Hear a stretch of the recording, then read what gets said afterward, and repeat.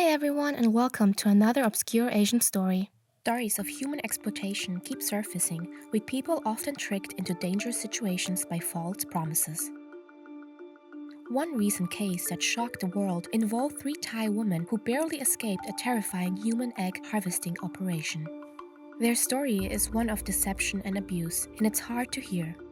These women were lured in with the offer of big money as surrogates for couples who couldn't have children. But instead, they were trapped in a nightmare run by Chinese gangsters in Georgia, a former Soviet republic. It all started with a Facebook ad. The job promised legal surrogacy work in Georgia with all expenses like travel and passport fees covered by a broker. All this for 400,000 to 600,000 baht. The process was supposed to take just 1 month. One of the women, Na, got her passport and joined a group of 10 others, along with a female leader on a flight from Utapao International Airport. None of them knew each other before the trip. When they arrived, the leader handed each woman $500 in cash to show immigration officers, making it look like they were just tourists. The group stopped in Dubai, then flew to Armenia, where they stayed for 3 nights. They were taken to tourist spots to take photos, all part of the act. On the 4th day, they boarded a 10-hour train to Georgia. After 1 night in a hotel, their passports were taken away. The next morning, they were taken to a compound with 4 houses. Na was put into the first house, where about 60 Thai women were already being held. Many looked sick and begged to go home. The next day, Na was moved to the second house, where she saw around 10 more Thai women. She guessed there were about 100 women trapped in total across the compound. The woman there confessed that there are no surrogacy contracts or parents. She explained that the women being held captive would be given injections, put under anesthesia, and have their eggs extracted.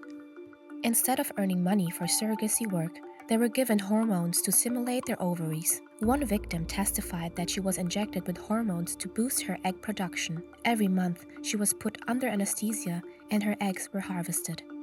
This process, known as forced egg retrieval, involves hormone treatments and an invasive medical procedure, both of which come with serious health risks. Since these operations were illegal, there was no proper medical care or safety measures, putting the women's lives in danger. To make matters worse, some of the women hadn't been paid at all. The eggs were likely sold and trafficked to other countries for use in IVF treatments. One victim said that if anyone wanted to go home, they had to pay the gang between 50,000 and 70,000 baht to cover so-called travel and living expenses. Their rescue came thanks to Pavina Hongsakula, the founder of the Pavina Foundation for Children and Women. She learned about the situation from a victim who had returned to Thailand in September after paying the gang 70,000 baht. This woman told Pavina that others were still trapped, unable to pay for their freedom. Pavina worked with Foreign Affairs Police and Interpol, and on January the 30th, 3 women were finally brought back to Thailand. The Pavina Foundation reported that in 2024, 257 Thai nationals fell victim to human traffickers.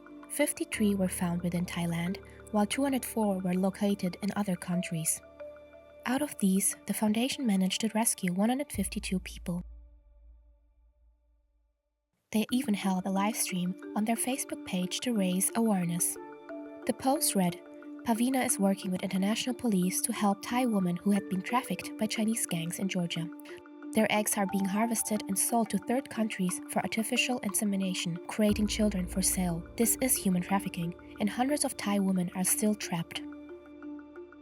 During the nearly hour-long live stream, victims shared their stories while wearing masks, capes, and overalls to protect their identities. The eggs taken from these women were likely sold and trafficked to other countries for use in IVF treatments. Diana Thomas, CEO and founder of the World Egg and Sperm Bank, told The Sun that the market is flooded with illegal harvested eggs from women in developing countries. Customers are often tricked into thinking the eggs are ethically sourced. "It's all a lie," Thomas said. They market to the Western world, making the profiles look like educated, middle-class white women so buyers don't feel guilty. In reality, these eggs come from poor, abused women who are often uneducated. This case shed light on the dark reality of human trafficking and the urgent need for global cooperation to stop these crimes. Police say the investigation is ongoing and more rescues could follow. But who's behind this? The victims point to Chinese gangs. The victims reported seeing Chinese men frequently entering and leaving the compounds, and Chinese individuals were their main point of contact. The Pavina Foundation has called on the Thai government to work with China to crack down on these gangs. Historically, Georgia has been a transit point for heroin smuggling from Asia to Europe, often linked to organized crime groups like triads. While Georgia has struggled with organized crime, it's mostly been tied to local groups or networks from neighboring regions like Russia or other post-Soviet states rather than Chinese gangs. That said, Georgia has seen a rise in Chinese investment and business activity in recent years, especially under China's Belt and Road Initiative. While this has brought economic benefits, there have been concerns about some Chinese businesses being linked to illegal activities, like money laundering or corruption. But it's important to note that not all blame can be placed on the Chinese here. Georgia doesn't have specific laws regulating surrogacy. Companies operating there advertise their services, and surrogacy arrangements are treated as legal contracts. However, the Georgian government has said it's working on making surrogacy illegal. Still, these gangs aren't just a few bad actors or a rogue criminal group. They are part of a global system that allows this exploitation to happen. Governments might crack down on this one case, but they won't address the root cause, the massive power imbalance that lets some people buy human bodies while others are forced to sell themselves just to survive. Until that changes, stories like this will keep happening. In the meantime, the IVF industry remains deeply problematic. It already caters mostly to the wealthy, exploiting poor and marginalized women as surrogates and egg donors. But this case goes beyond even that quiet exploitation. This kind of horror exists because extreme wealth inequality turns human lives into commodities for wealthy elite.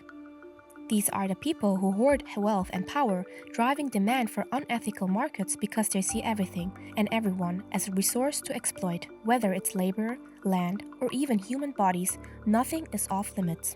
And you wonder why this is possible? Because there's a market for it. There are buyers, people with the money and power to create an industry where human eggs are worth more than the lives of the women who produce them.